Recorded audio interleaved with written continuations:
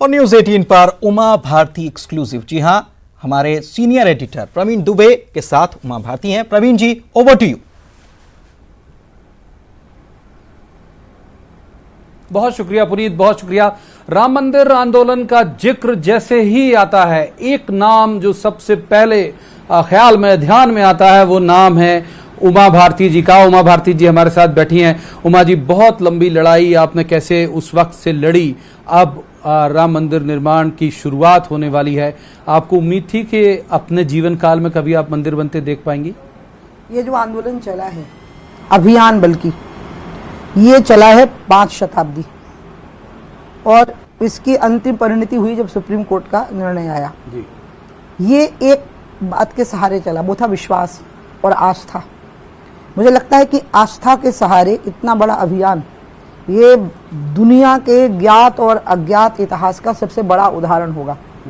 एक आस्था थी कि जहां राम बैठे हैं वहां भव्य मंदिर का निर्माण होना चाहिए, और अगर हम लगे रहेंगे तो जरूर हो जाएगा।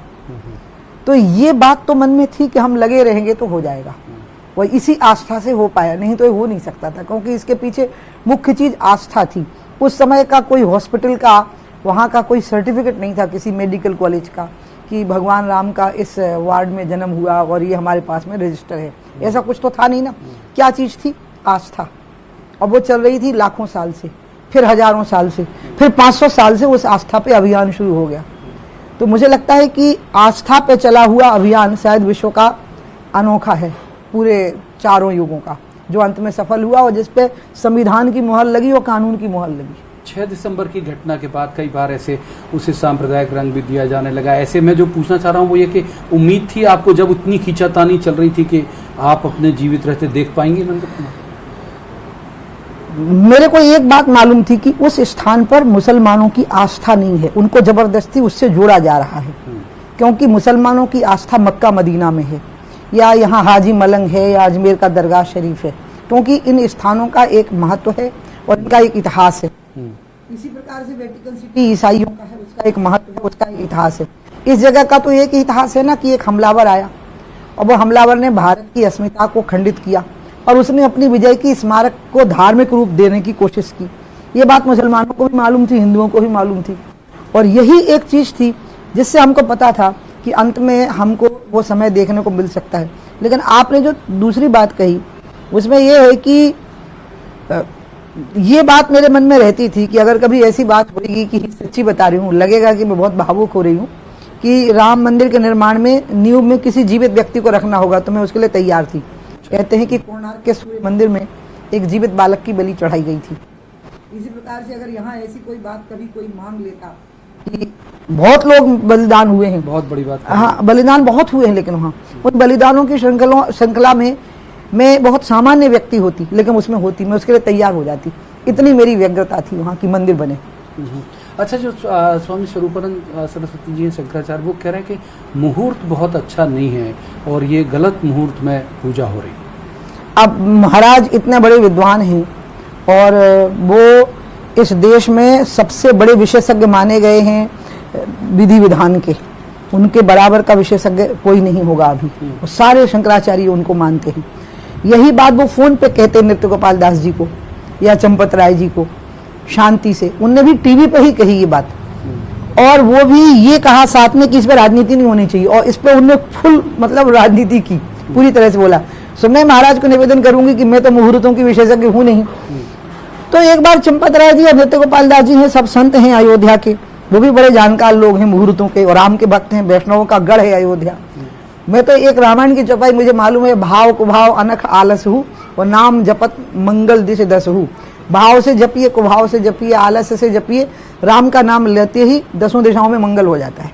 जाहिर सी बात है, कोई मकान का निर्माण तो हो नहीं रहा, या कोई दूसरी मैं बोल नहीं सकती ना, क्योंकि मुहूर्तों की विशेषज्ञ नहीं हूँ, और मैं डिनाई भी नहीं करूंगी इन परंपराओं को।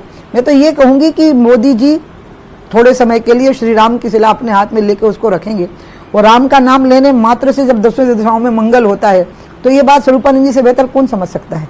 शरद पवार जी ने कहा कि कोरोना से लड़ना ज़्यादा बड़ी ज़रूरत है, और उनको लग रहा है कि मंदिर बना देने से कोरोना दूर हो जाएगा। इस बयान को कैसे देखती हैं?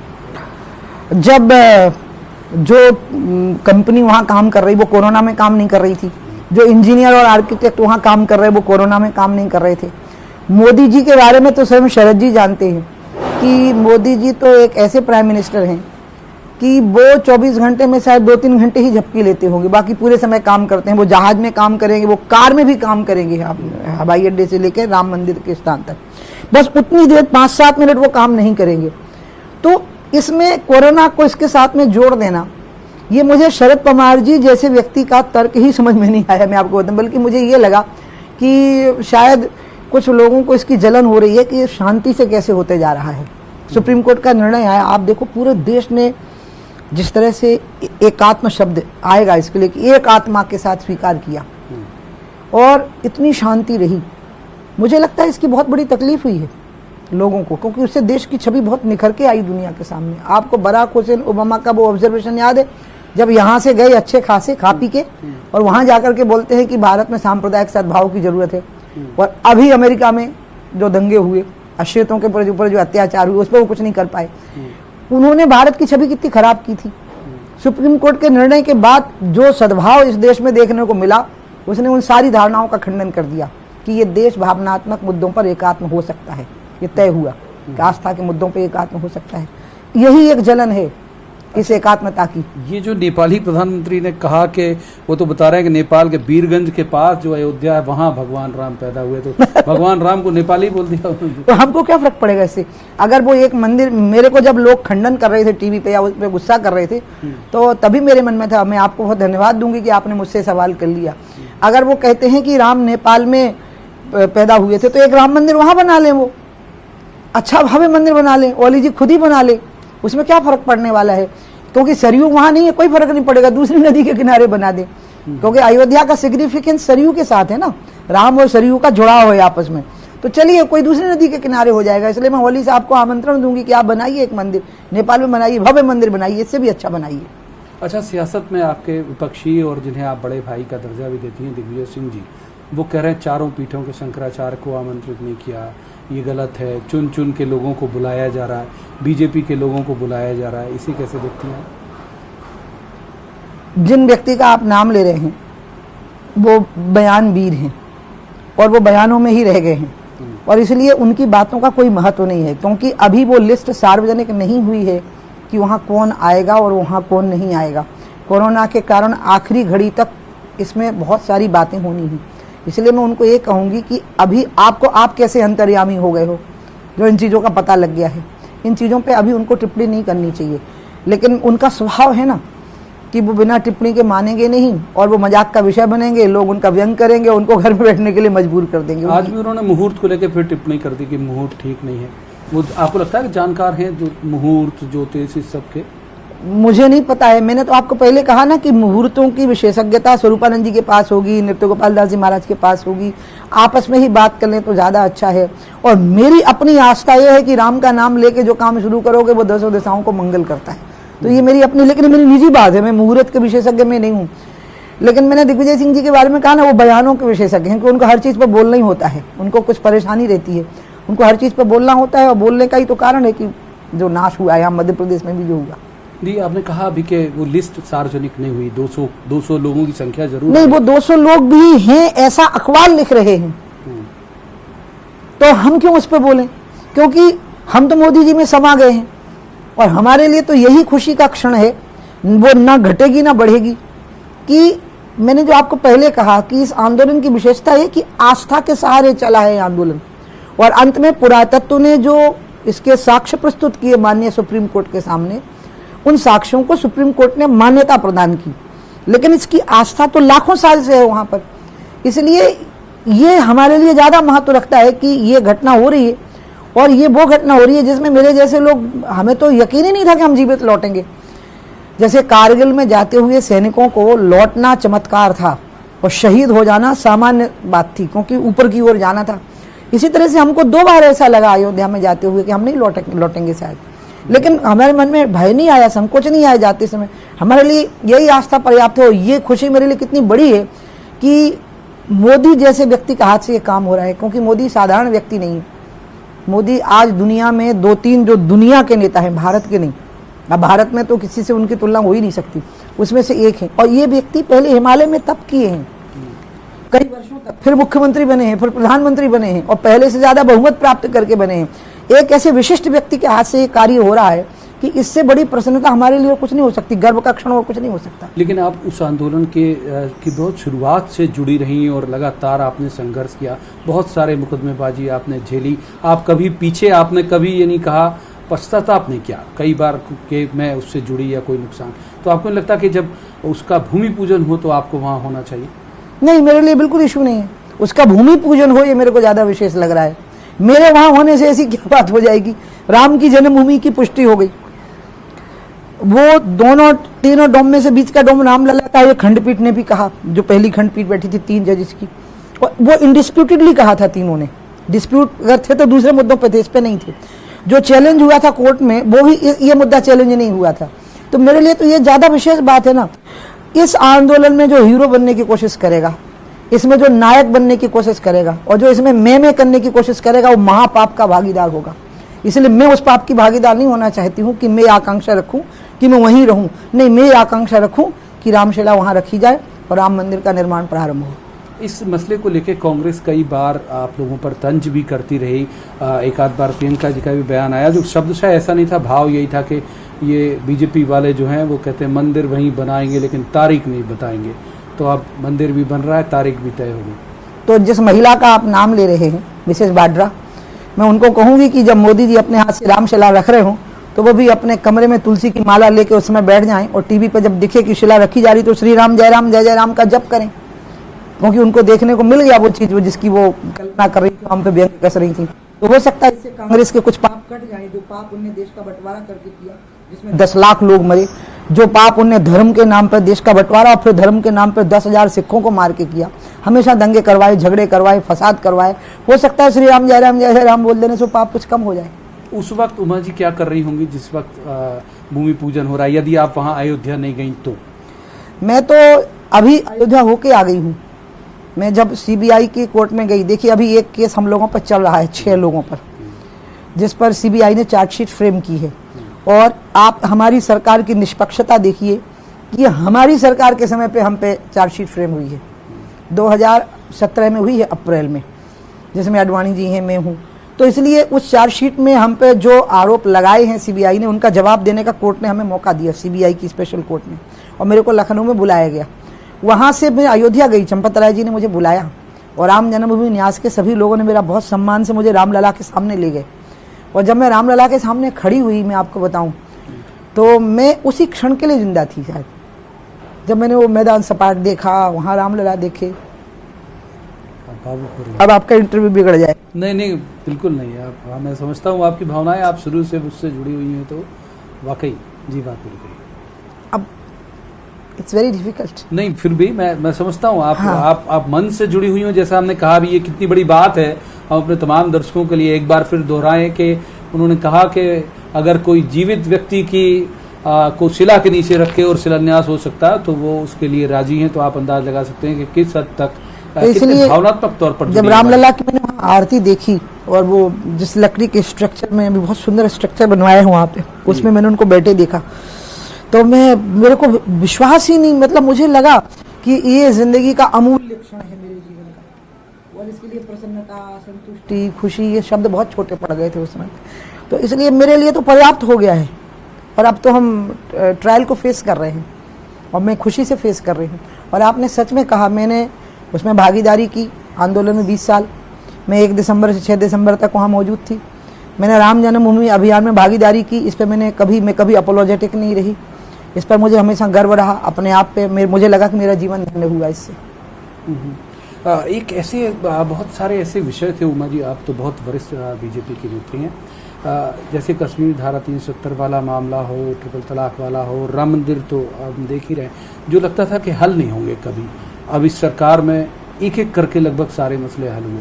इसे कैसे देखती हैं आप? ये दृढ़ इच्छा शक्ति की वजह से ये बिगड़ी बातें हैं जो मनाई जा रही हैं। धारा 370 ऐसी चीज नहीं थी जो स्थायी धारा थी, ये तो अस्थायी धारा थी। संविधान सभा में जब धारा 370 लगाने की बात आई थी, तभी ये तय हुआ था कि अस्थायी धारा है और इसको कोई भी सरकार हटा सकती थी। कोई भी प्रधानमंत्री जिसके पास पूर्ण बहुमत होता वो इसको हटा सकता था, लेकिन सीने में दम नहीं था, इसलिए नहीं हटा पा रहे थे। इस अस्थायी धारा को हटाने का जो दम है वो मोदी जी ने दिखाया और अमित शाह ने दिखाया। ट्रिपल तलाक का भी जो मसला है वो इस देश की करोड़ों स्त्रियों के जीवन के साथ, उनके जीवन की खुशी के साथ में जुड़ा हुआ मसला था। उसको भी करने का दम इस सरकार ने दिखाया, कोर्ट का ऑर्डर था। तो मुझे ये लग रहा है कि आज़ादी से लेके अभी तक की जो बातें पहले बिगड़ गई थी, लगभग 1000 साल के ज्ञात इतिहास में जो बातें बिगड़ी थी, शायद उनको बनाने के लिए ही मोदी का अवतरण हुआ भारत की राजनीति में। और मुझे लग रहा है कि ये सारी बिगड़ी हुई बातें थी और ये बनाई जा सकती थी, ऐसी नहीं थी कि बनाई नहीं जा सकती थी। चाहे वो धारा 370 हो, चाहे वो ट्रिपल तलाक हो, चाहे वो राम मंदिर का निर्माण हो, ये सब हो सकता था।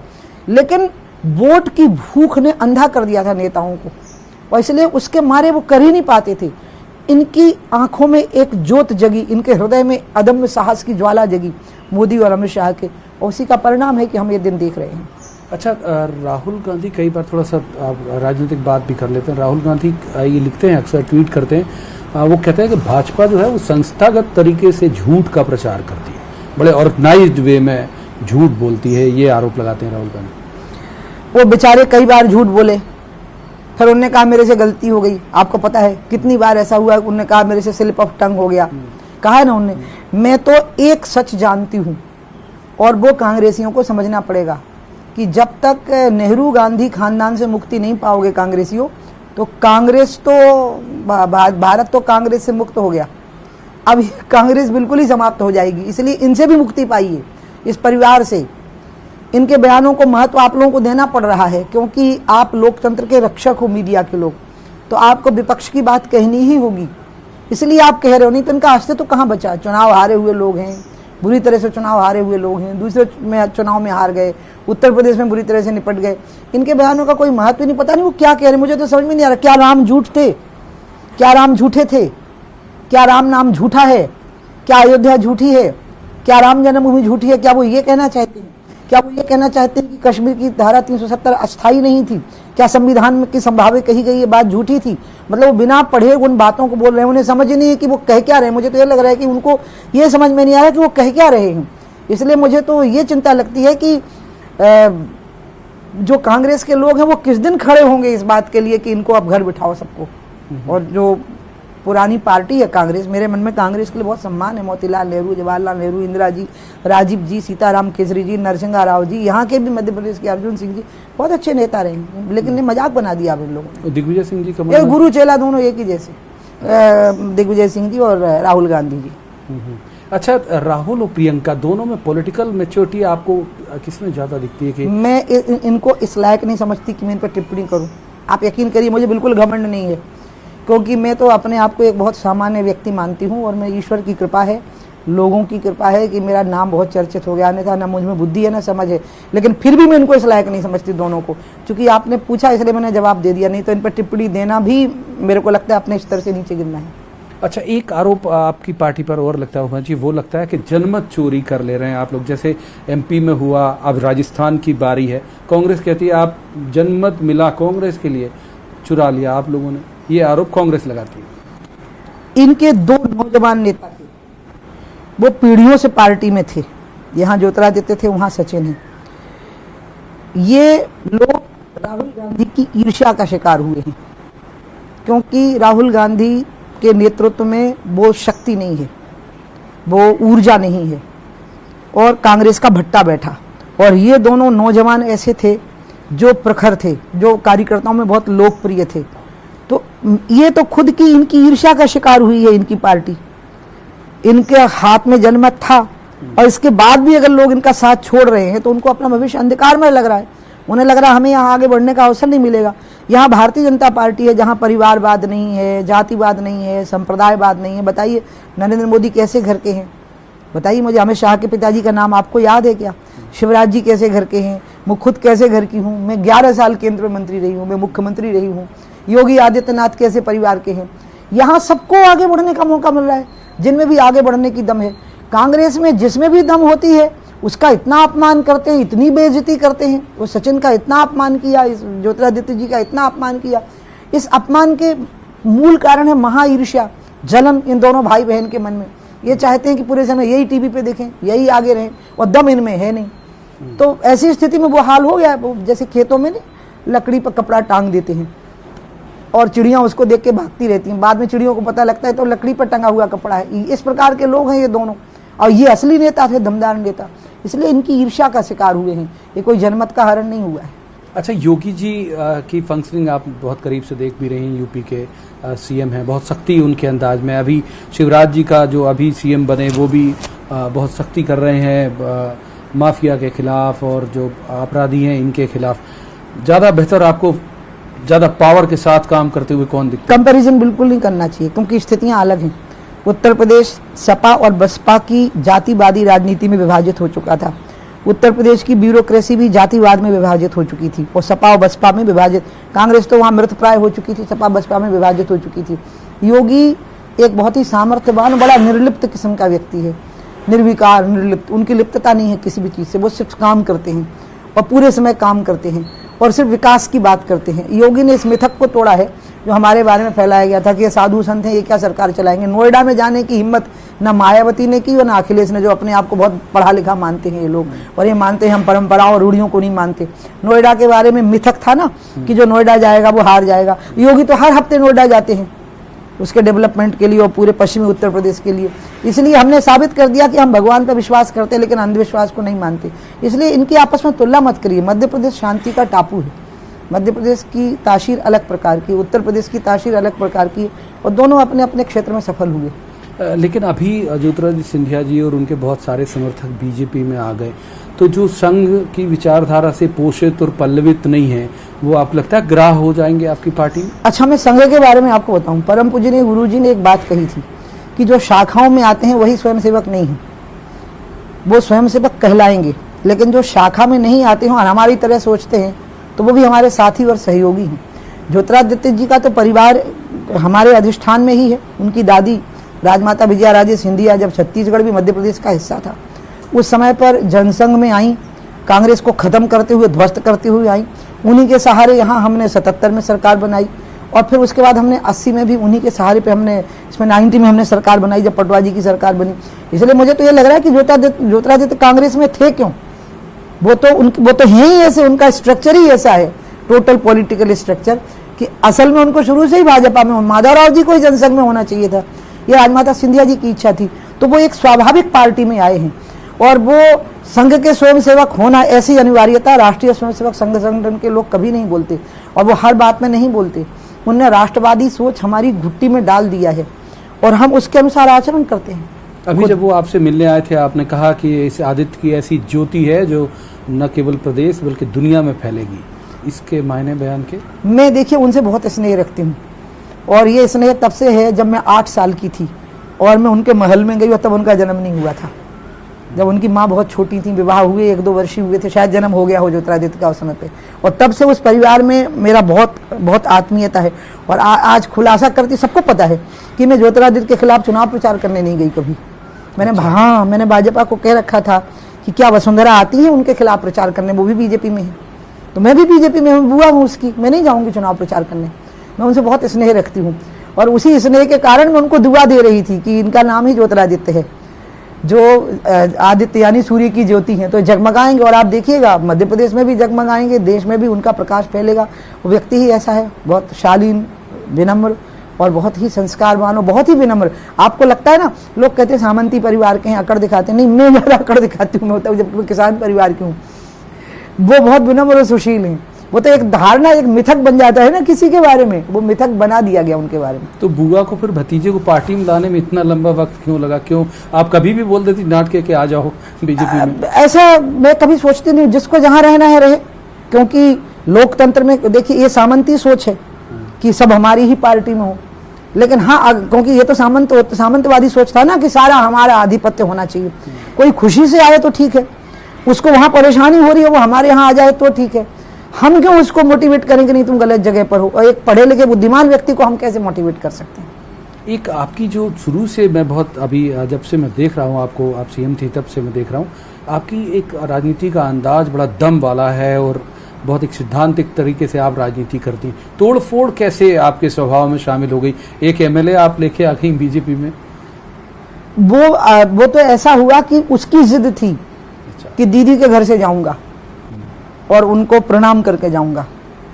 मेरी तो इच्छा ये थी कि यहाँ दिक्कत आ गई थी कमलनाथ जी को, दिग्विजय सिंह जी के बहुत ज़्यादा इंटरफेरेंस करने के कारण, मतलब वो सरकार चला नहीं सकते थे, और जैसी सरकार चल रही थी वो देश को बहुत गड्ढे में ले जाती फिर ऐसी स्थिति में, और ऐसे समय पर उस सरकार से मुक्ति मिल गई, ये बहुत खुशी की बात है। तो मेरे लिए वो प्रसन्नता का विषय था। अब उनकी इच्छा थी कि मुझे प्रणाम करके जाना है, तो मैंने कहा ठीक है, मुझे प्रणाम करके चले जाएं। इसके अलावा इसमें और कहीं कोई विशेष बात नहीं थी। मुझे खुशी ये थी कि चलो हमारी सरकार वापस लौटी, और शिवराज बहुत मेहनत करने वाले हैं, उनका स्वभाव में ही मेहनत है। मैंने तो ये देखा कि वो 13 साल कहने भर को मुख्यमंत्री रहे, वो पूरे समय घूमे हैं मजदूर की तरह, अगर आपको याद हो तो मध्य प्रदेश में।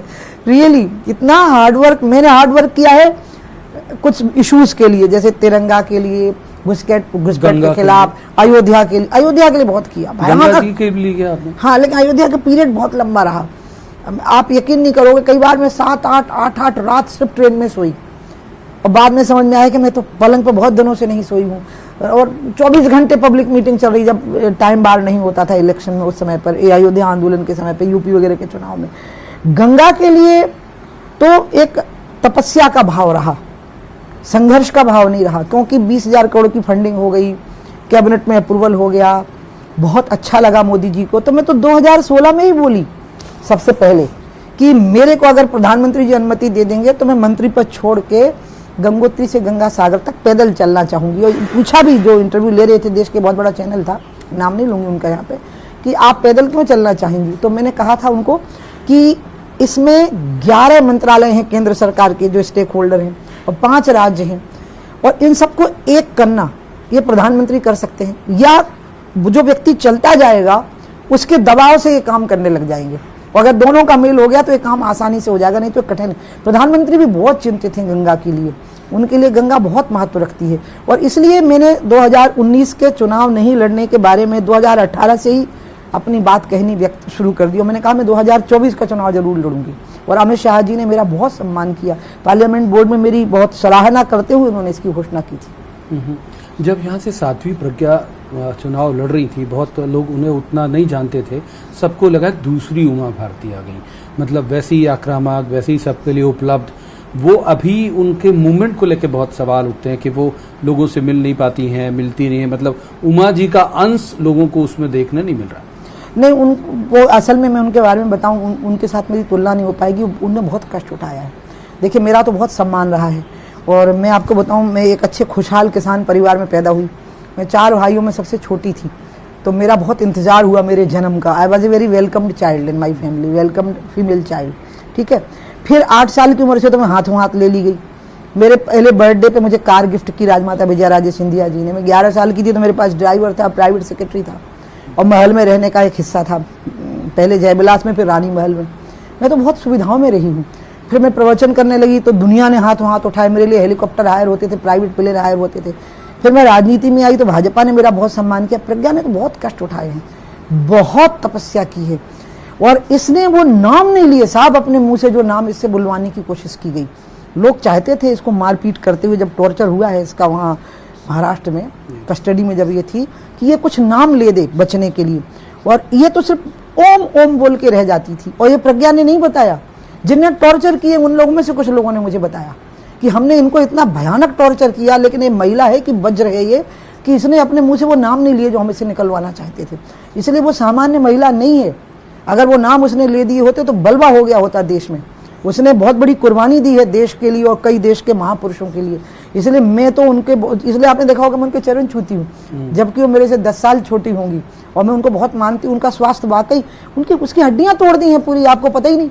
उसको कुर्सी लगा के कहते थे बैठ जाओ, और पीछे से कुर्सी खींच देते थे, वो धड़ाम से गिर जाती थी बेचारी नीचे। तो उसका जो पीछे का हिस्सा है सब खत्म हो चुका है, रीढ़ की हड्डी टूटी हुई पड़ी है उसकी। जब उसका महिलाओं वाला समय आता था उसको कपड़े नहीं मिलते थे। उसके साथ तो इतनी दुर्गति की गई है उसकी, उसको इतने टॉर्चर हुए, physical torture, mental torture, narco test में भी उसका नाम नहीं, वो बातें नहीं निकल पा रही हो, लेकिन फिर भी उसको जबरदस्ती अपराधी बनाया जाए। मैं तो उसको बहुत मानती हूँ, उसका बहुत आदर करती हूँ, और मैं नहीं सोचती हूँ कि मैंने उतना कष्ट उठाया जितना उन्होंने उठाया है। इसलिए मेरे साथ उनकी तुलना मत करिए। मैं तो उसकी हमेशा वंदना करूँगी, आपके टीवी चैनल से भी मैं उसकी वंदना करूँगी। साधारण महिला नहीं, वो तो शक्ति का अवतार है। अच्छा, एक बात और, अब थोड़ी सी और बात, एमपी आप हालांकि देश की नेत्री हैं बड़ी, लेकिन मध्य प्रदेश से जुड़े विषय पर फिर बात करते हैं। जब तक गवर्नमेंट बनाने की आप लोगों की तैयारी थी, चाहे सिंधिया जी आए या जो भी वजह, वो पूरी हो गई। अब रोज दनादन इस्तीफे क्यों कर, आज भी ये कैमरे का इस्तीफा हुआ, तो फिर इन्हें क्यों वेलकम किया जा रहा है? अब देखिए, कोई हमारे घर आएगा तो अतिथि देवो भव, हमारे यहाँ शास्त्र में लिखा है ना कि मेहमान तो भगवान का रूप है, उसको देवता मानो। तो जो हमारे घर में आ गया उसको तो हम देवता मान करके उसका सम्मान करेंगे। अब वो आ रहे हैं, वहाँ रहना नहीं चाहते।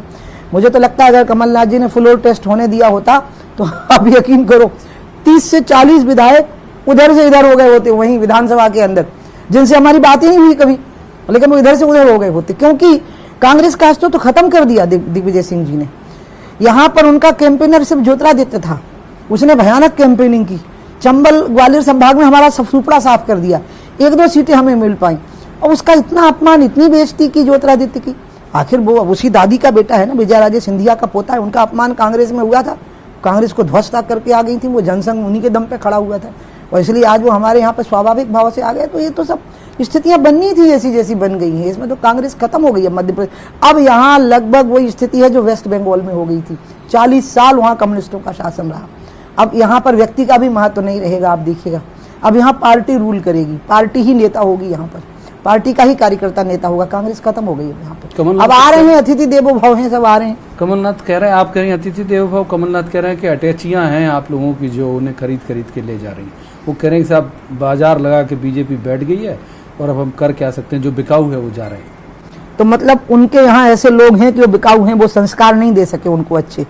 इसका मतलब ये निकला ना, वो अपने ही लोगों को, जिनके सहारे 1.5 साल उन्होंने सरकार चलाई, जिनको टिकट दिए, वो उन्हीं को गाली दे रहे हैं।